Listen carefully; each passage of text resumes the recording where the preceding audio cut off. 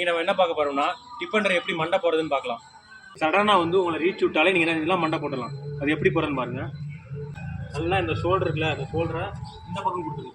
இந்த பக்கம் கொடுத்து ஒரு காலை இங்கே பிடிச்சி ஒரு காலை ஏதாவது ஒரு காலத்தை வந்து தட்டி பிளேயரை படுத்து வைக்கணும். ஏதாவது ஒரு காலை தட்டி நல்லா நினைக்கணும் படுக்க வச்சிடணும். நல்லா கரெக்டாக ஜம்பு செய்யணும், பிளேயரை பிடிச்சி தூக்கிடணும். இப்போ நீங்கள் ஒரு ரைடரு, இப்போ டிஃபெண்டர் மண்டை போட்டால் எப்படி தப்பிக்கலான்னு பார்க்கலாம். ஒன்று ஜம்ப் அடிக்கலாம், காலில் அடிபட்டவங்க இல்லைன்னா ஜம்ப்பு கொஞ்சம் பயப்படுறவங்க நீங்கள் என்ன பண்ணலாம்னா இந்த ஸ்கில்லை பண்ணுங்கள்.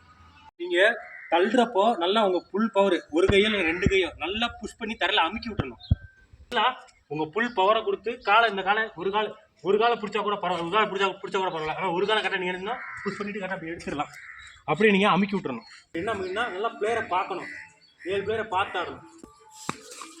கரெக்டாக உங்கள் கையை மட்டும் நல்லா பவராக நல்லா பாஞ்சு ஸ்பீடாக வருவாப்புல அங்கே பாருங்க. நல்லா கையை உங்கள் கையை நல்லா பவராக வச்சு தள்ளிட்டு பாருங்க.